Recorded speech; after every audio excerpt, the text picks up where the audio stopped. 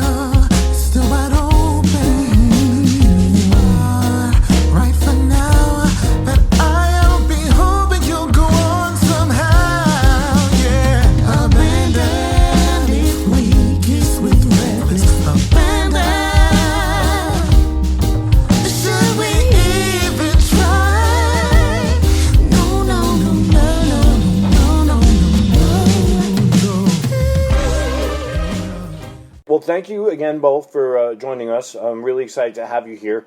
Obviously, you've got quite a few releases out, songs out. I'm looking at both your website and Spotify is telling me that the most recent single is Kiss You, but Mike has already let me know that you've got another single in the works called Would You Be My Love. And I was just hoping you could let me know how the process works for you two in terms of not just writing new material, but recording it and getting it out there. Well, I know for myself, one of us has to scold us into recording vocals to make sure that the project gets done. But no, usually, yes, I wonder who that is. But usually how it happens is that Mike will have a song idea. He's chock full of them, especially first thing in the morning. And he needs to play him out, whether it's good or bad, you know. But he also wants to check in with me because sometimes he thinks it might be something that I could work with. So usually he plays out an idea for me to listen to, and if I like it, I'll just write to it. I mean, sometimes he comes up with these ideas that are just so awesome that I'm like, oh, I definitely need to do something to that, and I'll get to it. I'll immediately write something, I'll record the basic stuff, and if the backgrounds are coming to me, then I'll start immediately laying down the backgrounds, and sometimes it comes immediately. Sometimes it might take days for me to get the work in there. She likes to stack her background vocals too. She does a lot of background vocals, which is kind of cool. I like that sound. Oh yeah, the effect is great. I mean, the songs are really, really well produced. And that's kind of why I was asking that question, because having been a musician myself and been through the process of collaboration, it's obviously not always an easy thing. So I'm always interested in speaking with people when collaboration is obviously working, just to see what the formula is. There never is just one formula that works for everybody. But that's what makes the question so interesting, just finding out what works for you. Now, on your website, which is karmastea.com, by the way, there are 9 songs out, and there's also material on all the major streaming services, Spotify, Amazon Music. How does the marketing work for you? Because I know in the past you had been signed to Zero Records, but the impression I get now is that you're running basically your own label. And how do you how do you split the workload and manage your time between the creative end and the business and promotion end of what you do? That's an amazing question. It's very difficult. I mean, it was actually Count Zero Records, but... Okay, sorry. We left the label last January, not the one that just passed, the one before. So I feel like that was when we actually started marketing ourselves, because before that we were kind of relying on them. And we were doing a lot of research as far as I was listening to a podcast a million times. There's one podcast that I really liked, and I started reading some books about it, and we just started implementing different things. It's hard because, like she was saying, I'll in the morning is when I'm most productive, so that's usually when I'll start doing my marketing stuff or write songs, and it's a balance I hate, because I'd much rather be writing songs than not working on the marketing. But and then in the meantime too, we've worked with certain people who teach marketing. I've worked with a bunch of different people, and the ideas that they give us, we'll try to implement what they're saying through advertising and things like that to see if we can get some traction. Right.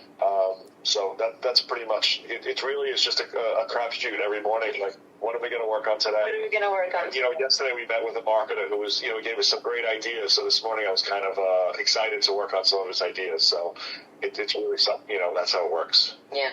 Now, on top of all of this, to further complicate matters, Mystina is writing, recording, and performing with Cult Jam, which most people will remember as Lisa and the Cult Jam. And Mike, you're performing with them as well. So that's got to put a little bit of stress on the workload too, I would imagine.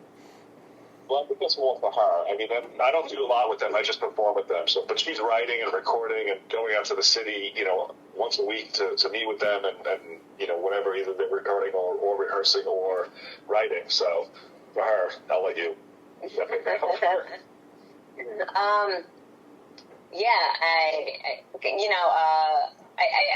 look at myself, and I do look at myself as an artist, but I've worked so long in the event circuit, I look at myself as a working performer, and it's like basically I go where I'm needed. And with Cult Jam, I'm definitely needed,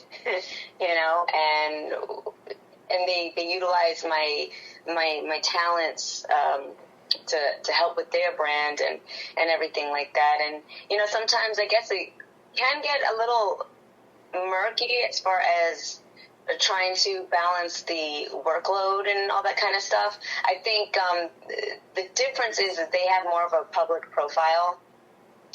And it's like, oh, I better be on my A game with them, And we're still figuring out our public profile. But the funny thing is, there's a lot of people who come to us who know us through Karma's Tea, and they say in person, oh yeah, I checked out your live show, because we do an online thing weekly, and people will come to us and say, I checked out your live show. That's so cool, whatever. And we're like, great.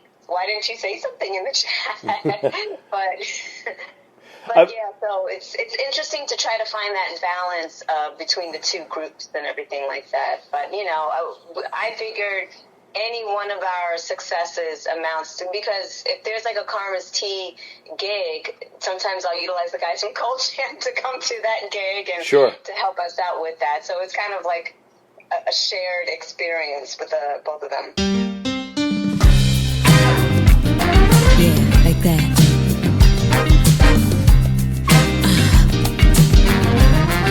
No matter how you try, it will always be. You can make it up in time. It will be what it be. You ain't got to tell anything. No matter what you do, things will always be. You can make it up to a fool. It's gotta do what it do. Don't play yourself with no one else.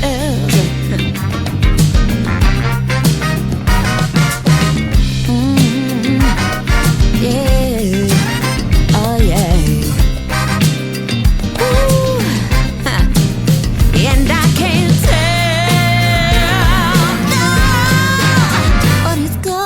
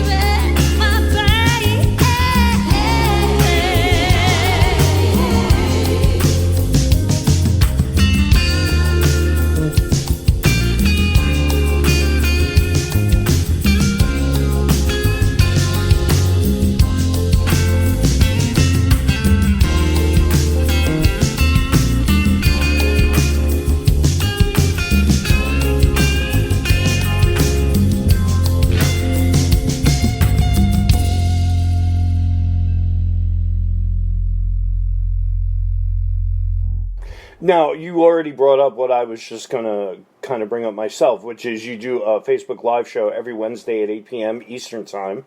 Recently, you did an Amy Winehouse tribute, and before that, you did Sade. By doing that kind of an event, you're definitely creating multiple impressions for yourselves, which has got to work wonders. I remember during the lockdown, one of my wife's favorite groups is an old group from the 60s called Hot Tuna. Absolutely loves those guys. And during the lockdown, they were doing a live broadcast, live internet broadcast, like every Tuesday night. And it became a huge thing. I've got to imagine it's really helping to, well, you just said it is. It's really helping to foster multiple impressions for Karma's Tea and getting the word out there. Yeah, it's interesting. The live thing on Facebook is interesting because it doesn't. It's almost not that rewarding while we're doing it. Right. But I have so many people come to me the next day or something, and oh my God, I saw your feed and your stream, and it was amazing. So people are watching it. We just feel like they're not talking to us, and we don't know why. I guess because we're performing, but Right. Now, I have to ask, both of you obviously have got a pedigree of working with basically industry legends. Between Mystina's work with Cult Jam and Mike, you toured with the Skynyrd Legends Tour featuring actual members of Leonard Skynyrd. What's the downside of working on a project like Karma's Tea after having worked on something so high profile? What's the downside and what's the upside? What are the pros and cons? You want me to go first? You go first. I mean, the downside is this is a lot of work. Yeah. If we didn't love it, I wouldn't do it. I mean, I own a music school.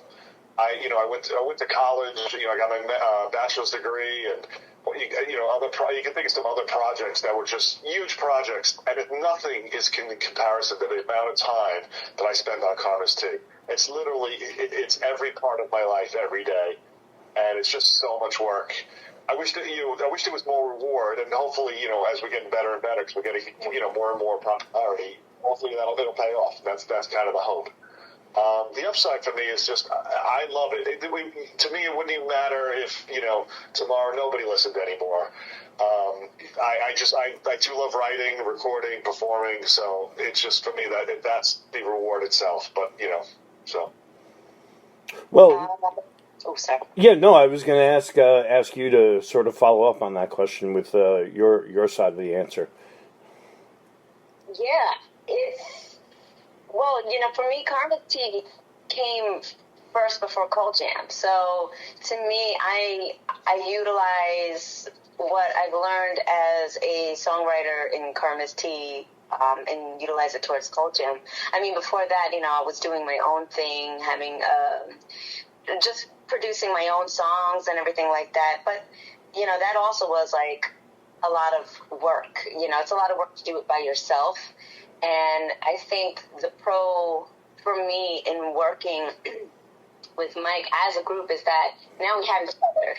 Now we're going to, now we have each other to help work out different things, and things that I can't do, he's going to pick up the slack for, and things that he doesn't have the time for, I could pick up the slack for. So it just kind of, I think it works better like that than to be a solo artist and then you're kind of at the whims of just anybody. And I think what works between us is that her strong points are my weak points, and my weak points are her strong points. And it works really well. So for that reason. That's excellent. Well, listen, I really, really appreciate it. I wish I had more time because I could really talk all day with you two. But the website is karmastea.com. The new single that'll be coming out soon is Would You Be My Love, but there's already at least 9 songs on the website, and if you go to all major streaming services, Spotify, iTunes, Amazon Music, you'll be able to find them. And I just want to thank you both once again for taking the time to speak with us, and I look forward to more conversations like this. Thank you. Thank you. Thank you.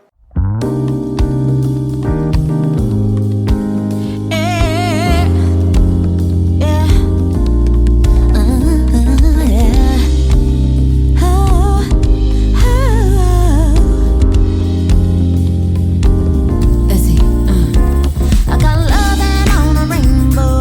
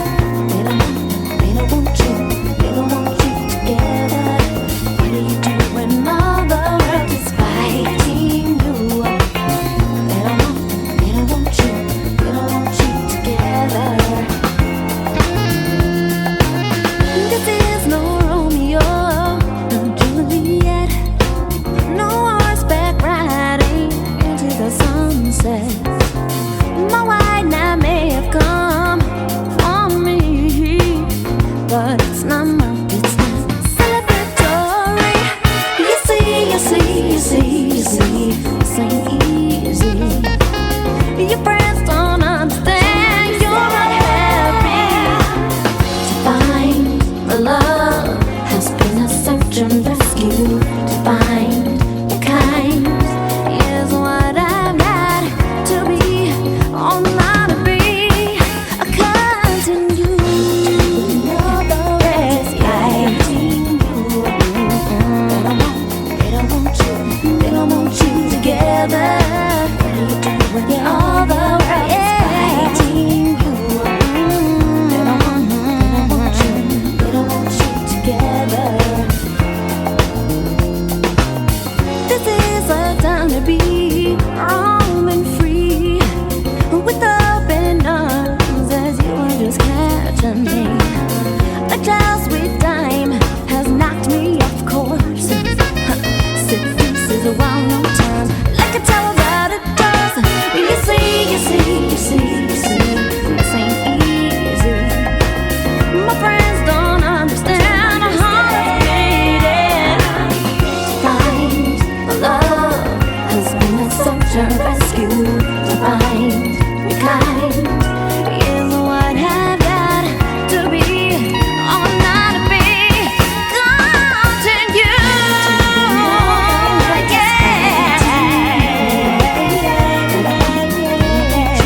They don't want you together.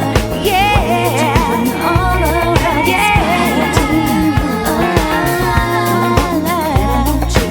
don't want you together.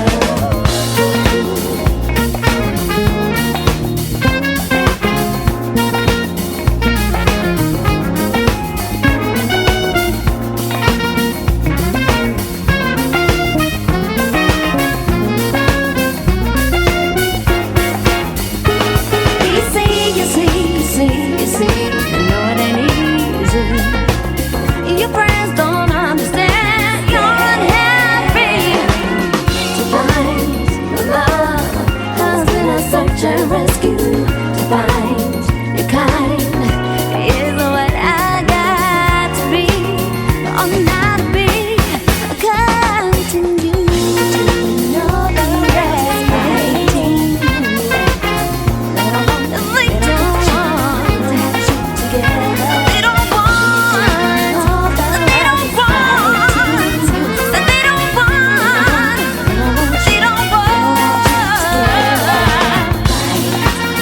Alright.